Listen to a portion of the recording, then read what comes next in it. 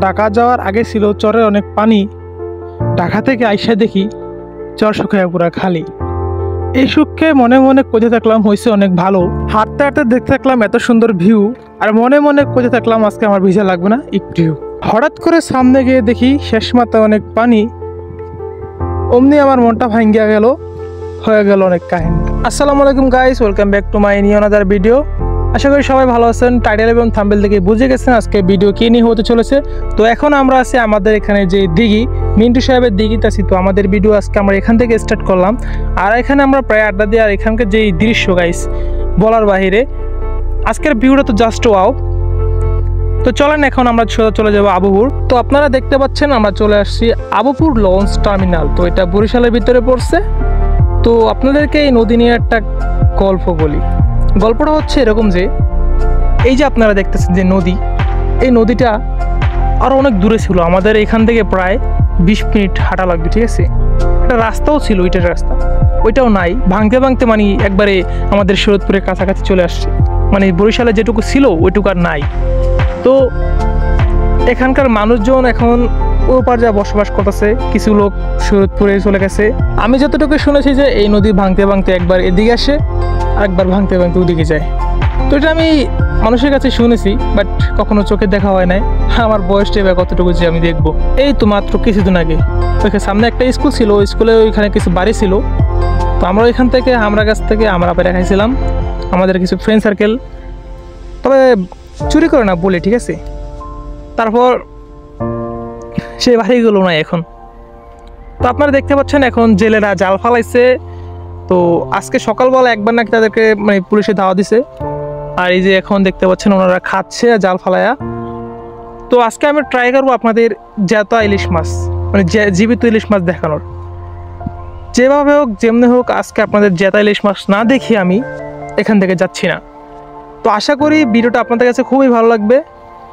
যারা যারা ভিডিওটা দেখছেন তারা অবশ্যই ভিডিওটা স্কিপ না করে দেখবেন, আর যারা আমার এটা ইউটিউব চ্যানেল দেখছেন তারা চ্যানেলটাকে সাবস্ক্রাইব করে পাশে থাকবেন, আর যারা আমার ফেসবুক পেজে দেখছেন তারা ফেসবুক পেজটাকে ফলো করে পাশে থাকবেন। তো দেখতে দেখতে প্রায় 12টা বেজে গেছে, আমি আসি সেই 10টা বাজে। তো এই দেখতে পাচ্ছেন জাল টানতেছে, এই জাল টানা শেষ হইলে আপনাদেরকে মাছ দেখাতে পারবো যদি ওনারা মাছ পায়। আর যদি জীবিত ইলিশ মাছ পায় তাহলে তো আপনাদের মানে ভাগ্য যে আপনারা জীবিত ইলিশ মাছ দেখতে পাবেন, যারা কোনোদিন জীবিত ইলিশ মাছ দেখতে পান নাই। আমি দেখছি অনেক সময়, অনেকবারই দেখছি জীবিত ইলিশ মাছ। আর আজকে এভরিওয়ান যে গরম পড়ছে কি বলবো বলার বাহিরে। তো এই গরমে কোনো মানুষই টিকে থাকতে পারে না। আর ওনারা তো মানে যে কষ্ট করে মাছ ধরে, তারপর আবার পুলিশে ধাওয়া দেয় কিছুক্ষণ পরপরই। অনেক সময় অনেক কিন্তু ধরা পড়ে যায়। কাল শুনছি প্রথম দিনই একজন ধরা পড়ছে। তো এই দেখতে পাচ্ছেন ইলিশ মাছ দেখতে আপনারা আপনাদের সামনে। তো এখানে পাইকার আর জেলেদের মাঝে মানে দামাদামি চলতেছে।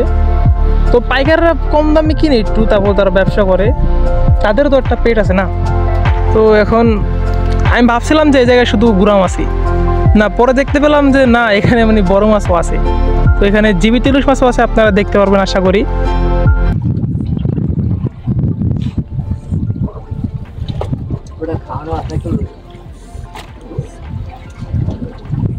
खाना में साइकिल लिफ्ट करा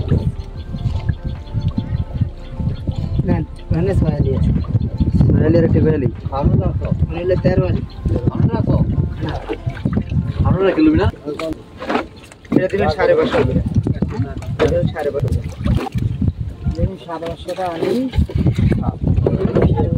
भाई এই যে চুরা মুরা আমরা ওইটা কোনে রেডি কোন করে বলবেন না তাহলে এই যে এটা 300 কাছে এইটা আর ওটা ভাবছি তো আরে আমরা যা খাড়া কোন তো রাখো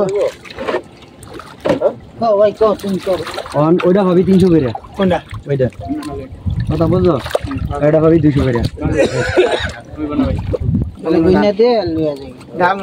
তো এভরিওয়ান আপনারা তো দেখতে পেলেন এখানে জেতা ইলিশ মাছ ছিল, আর মাছ দামাদামি করতেছিল, তারা দামে মিলে না, তাই দেয় না। তো আমরা চলেন আরেক জায়গায় যাব।